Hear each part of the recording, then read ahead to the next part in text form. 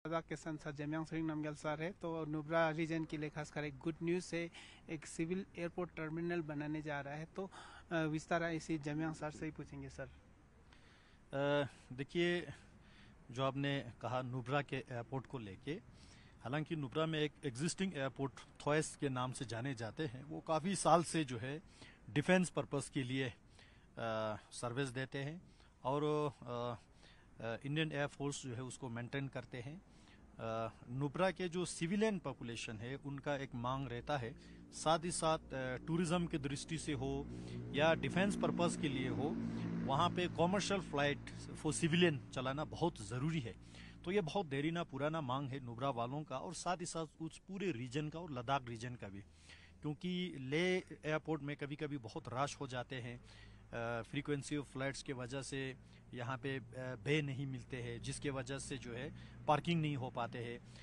ये सारा जो है डीकंजस्ट करने के लिए भारत सरकार से हमने काफ़ी बात करने के बाद Indian air force through defence ministry और सिविल एविएशन मिनिस्ट्री दोनों से संपर्क में लाके उस डिफेंस एयरफील्ड पे जो है सिविल जहाज चलाने का हमने काफ़ी प्रयत्न किया पिछले 5 साल में। उसमें मेन हमें दिक्कत जो आ रहा था, वहाँ पे सिविलियन के लिए एक टर्मिनल बिल्डिंग नहीं होने के कारण से जो है सहूलियत नहीं दे पा रहे थे।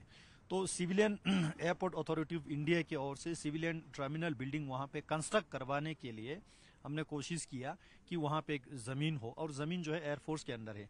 तो डिफेंस मिनिस्ट्री की ओर से एयरपोर्ट अथॉरिटी ऑफ इंडिया को जो है सिविल एविएशन मिनिस्ट्री को एक कुछ 3 एकर्स का ज़मीन उनको हैंडओवर करना था। तो उसको सारा डिमार्केशन होके, पेपर वर्क सारा होके, वहाँ नुब्रा के एसडीएम के प्रेजेंस में वहाँ के जो हमारे 5 काउंसलर ने इसमें काफ़ी मेहनत किया वहाँ के लोगों ने, तो वो सारा फाइल पुटअप होके डिफेंस मिनिस्ट्री और सिविल एविएशन मिनिस्ट्री में ये काम अभी जोर शोर से चल रहा है। और वो हैंडिंग टेकिंग ओवर सारा होने के बाद अब वहाँ पे एक बहुत बड़ा terminal with good sufficient amount budget के साथ जो है वहाँ पे टर्मिनल बिल्डिंग कंस्ट्रक्ट करना है। और टर्मिनल बिल्डिंग कंस्ट्रक्ट होने के बाद जो है वहाँ पे जो है सिविल जहाज हम जल्दी शुरू करने वाले हैं। तो उससे क्या होगा, एक तो नॉट ओनली सिर्फ नुब्रा के रेजिडेंट्स को ही नहीं बल्कि नुब्रा में टूरिज्म सेक्टर में बड़ा एक बूस्ट मिलेगा, जिसका बेनिफिट पूरे लद्दाख को भी होगा। और साथ ही साथ ले एयरपोर्ट का बर्डन भी कम हो जाएगा। और साथ ही साथ जो बॉर्डर रीजन का, जिस तरह प्रधानमंत्री मोदी जी ने वाइब्रेंट बॉर्डर विलेजेस का जो प्रोग्राम चल रहा है, तो सशक्ति बॉर्डरकरण करने के लिए ये एयरपोर्ट जो है आने वाले सालों में जो है भारत राष्ट्र की सुरक्षा के लिए एक बहुत बड़ा रोल प्ले करने वाले हैं। और इसी नुब्रा के एयरपोर्ट के साथ साथ जो है यहाँ न्यूमा मूत में एक एयरफील्ड रहता है जो एडवांस लैंडिंग ग्राउंड, उस पे भी बीआरओ के थ्रू काफी काम जोर शोर से जो चल रहा है। पिछली बार माननीय राजनाथ सिंह जी ने उसका फाउंडेशन स्टोन रख के उस पे भी काम शुरू किया है।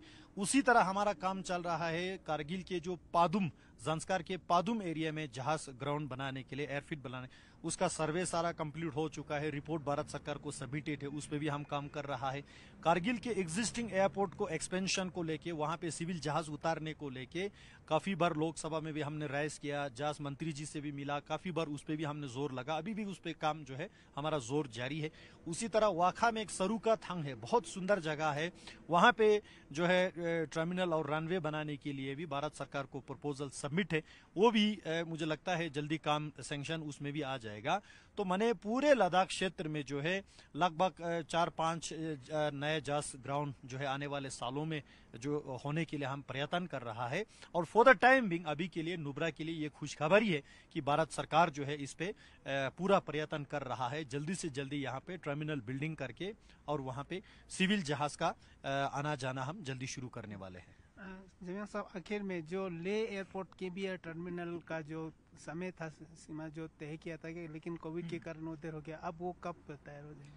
मैं प्रधानमंत्री जी को धन्यवाद इस बात के देना चाहूँगा, 2019 से पहले 480 करोड़ बजट दे के ले जो टर्मिनल बिल्डिंग नया बना रहे कुशोक बाकुला एयरपोर्ट पे, उस पे टर्मिनल बिल्डिंग नया बनाना है, एरोबेस बनाना है और उसमें 3 बे अलग से एक्सटेंड करना है।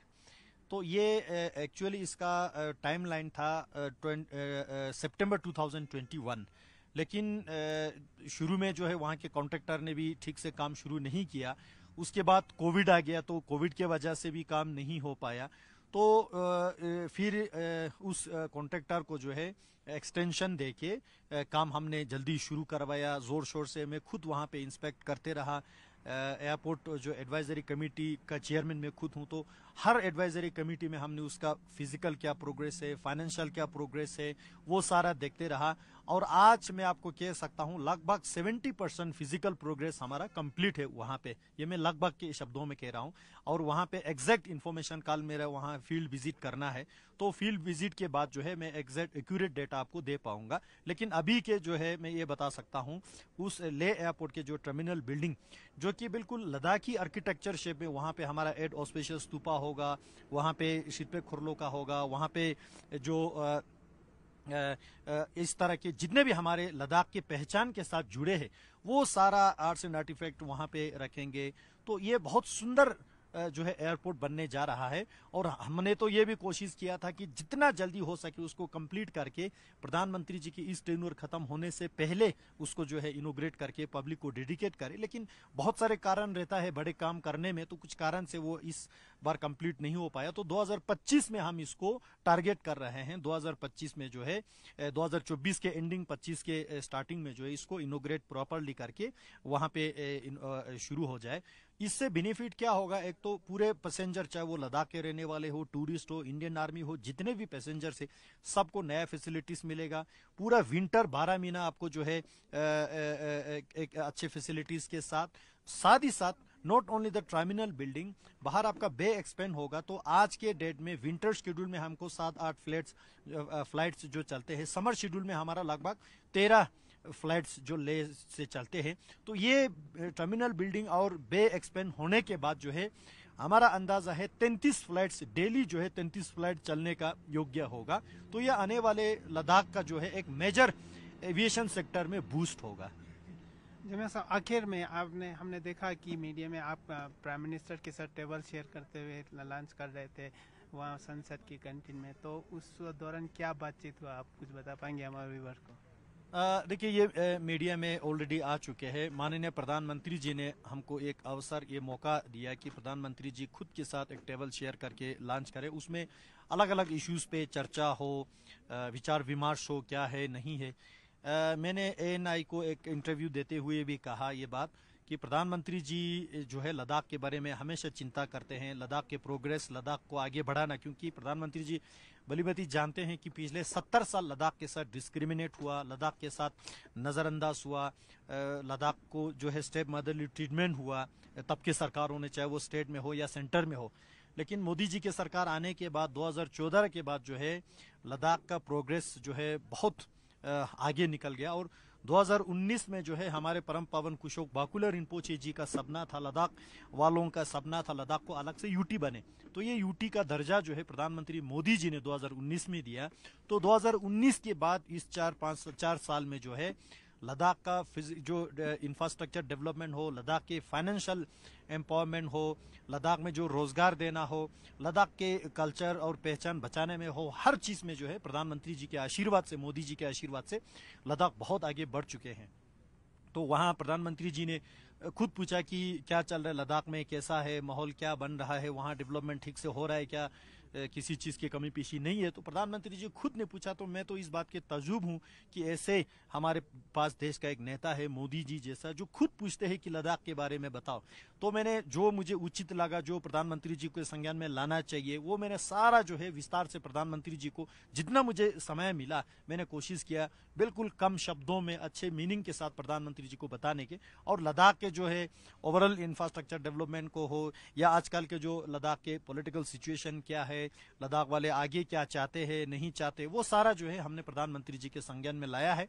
और हमें पूरा विश्वास है प्रधानमंत्री जी पे कि आने वाले ये इलेक्शन के बाद, क्योंकि प्रधानमंत्री जी और पूरे देश वाले कह रहे हैं कि आपकी बार 400 पार। प्रधानमंत्री जी खुद ने कहा कि बीजेपी अकेला को 370 आने वाले हैं और एनडीए को 400 आने वाले हैं। यानी कि मोदी जी की लीडरशिप में 400 प्लस एमपी के साथ तीसरी बार मोदी जी का जब सरकार बनेंगे तो हमें पूरा यकीन है लद्दाख को और भी एक शक्ति मिलेगा, लद्दाख बहुत आगे जाएंगे। तो ये हमने जो है प्रधानमंत्री जी के संज्ञान में लाया लद्दाख का क्या क्या इश्यूज है।